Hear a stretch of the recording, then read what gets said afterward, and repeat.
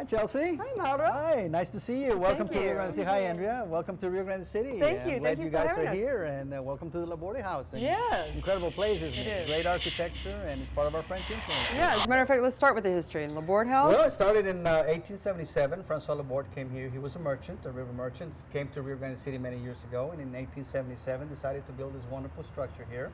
Took him 20 years to build it. 1897 was when it got complete.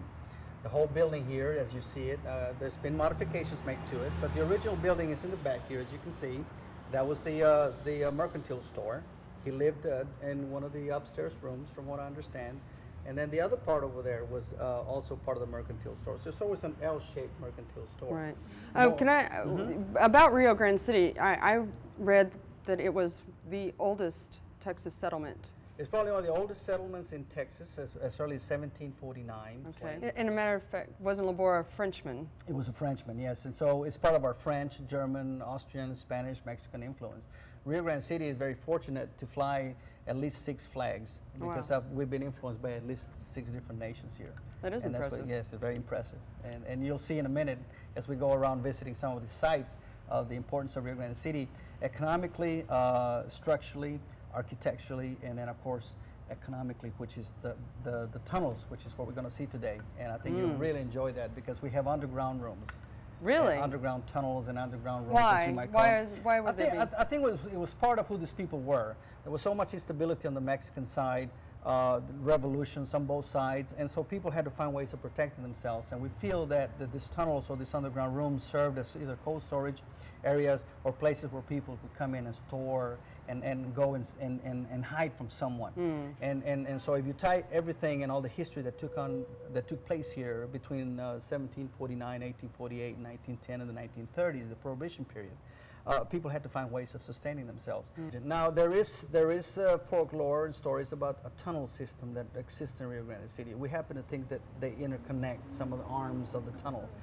Different people here have told us stories about walking in there and actually seeing areas where the tunnels went in certain direction. And so we have never been in there. I have never been in there to really ascertain this. But the fact is that some other people have, and so we take it to heart that they are telling the truth and that there is something down there, something unique that none of us have ever seen in this part of the country. Wow. So, and it makes Rio Grande City very unique in that aspect. Yes. Yeah. So you're saying the Laborde House has a tunnel? Borde House has a tunnel. It's right behind us here. In a few minutes, I'm going to take you in there so you can see what's down there. I have never been in there myself, so whatever we're going to see there is going to be exciting for us, especially for me, because I want to take pictures of what's down there too. So it'll be a first time for you guys and a first time for me. So we just got to be careful as we go down there. And I welcome everybody to come and see our tunnels. Really? What's They're down open? there? I don't know. This one here is open thanks to the Industrial Foundation who gave us permission to get in there. Okay. And so we can walk in there, take our flashlights, and see what we find. You ready to go? You guys ready to go? Yes. Great. All right. Okay. Great. So come on down. Follow me. It's a very unique environment here. The structure itself is very unique. You can see by its second-story floors and underground rooms here, for example, underground ventilation to have some kind of ventilation system for the floor, the bottom floor. But this is the entrance to the tunnel here. So we're going to walk in here. Be very careful as you step down in here. It's pretty unstable. We want to walk in here and see what's down there. Of course, I've never been down in here before, so I don't know what to expect here. Wow. Interesting. It is certainly dark. There is no light here. There are some stairs going down to another part of the floor.